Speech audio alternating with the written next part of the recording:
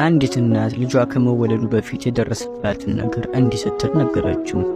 ሞተ ለሚ የሚባል የዳሞት ገዢ በአንድ ወቅት ሀገራችንን ወረረ። አባትን ከቤተ መቅደስ አስወጥቶ አባረረ። እኔን ማርኮ ወሰደኝ። ወታደሮቹ መልኬን አይተው ለንጉሳችን ትገባለሽ ብለው ለንጉሳቸው አጩኝ።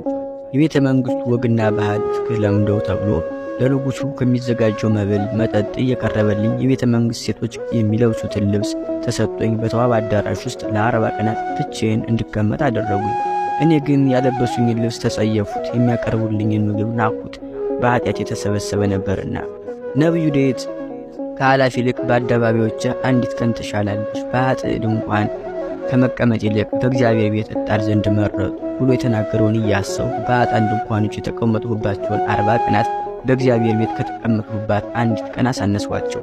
አቤቱ ማደሪያዎች ምንኛ የተወደዱ ናቸው፣ አደባባዮች ንጹሐን ናቸው። ለተመረጡ በቤተ መኖርን አደልሃቸው። በቤተ መኖርን የሚመስል ምን ስጦታ አለ?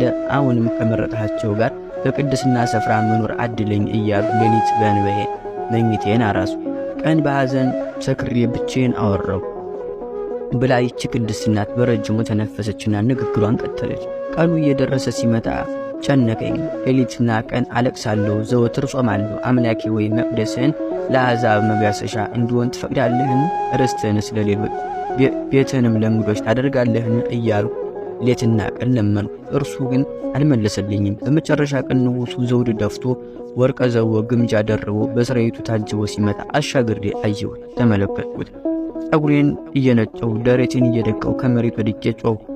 እውነቴን ነው እምልህ፣ በዚያ ሰዓት አጠገቤ ሲኦልን ባገኛት ገብቼ ደግ ነበር።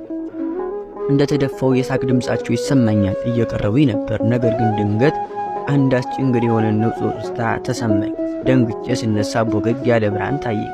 በፍጥነት ብርሃናዊ አካል ብድግ አድርጎ ተሸከመኝ። የነበርኩበትን ቤት ጣራ ከፍቶ ይዞኝ ወደ ሰማይ በረረ። በማልጠብቀው ቅጽበት አቲሳ አደረሰኝ ብላ ሌሎችንም ታሪኮች ነገረችው። ሕፃኑም አደገ፣ ጎለመሰ፣ ካህን ሆነ። የእናቱን ደም መመለስ ፈለገ። ከዕለታት በአንድ ቀን ገስግሶ እናቱን የማረከውን ንጉሥ ወዳለበት አገር ወላይታ ደረሰ። እናቱን የማረካት ንጉሥ ማረከው። ያለ ሰራዊት ዘምቶ ሰራዊት የነበረውን ንጉሥ አሸነፈው።